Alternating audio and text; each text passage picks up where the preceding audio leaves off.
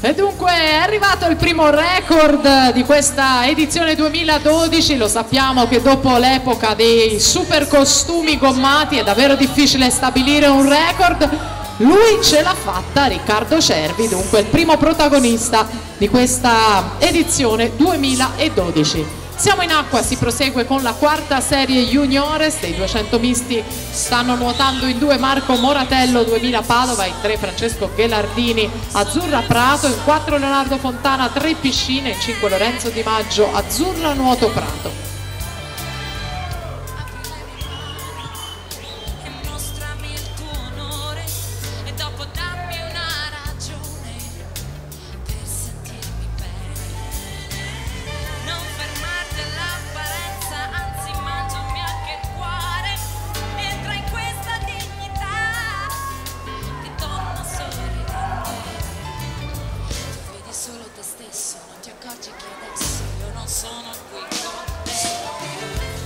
Marco Moratello 1.07.02 a metà gara nella quarta serie junior. Per la terza nuoteranno Emiliano Leghissa, Rarinante Sadria Monfalcone in 1, Tommaso Toccafondi Futura Prato in corsia 2, in corsia 3 Francesco Tosolini Pesaro Nuoto Team, in 4 Marco Concina Antares, in 5 Enrico Spagnuolo per il nuoto ritorno.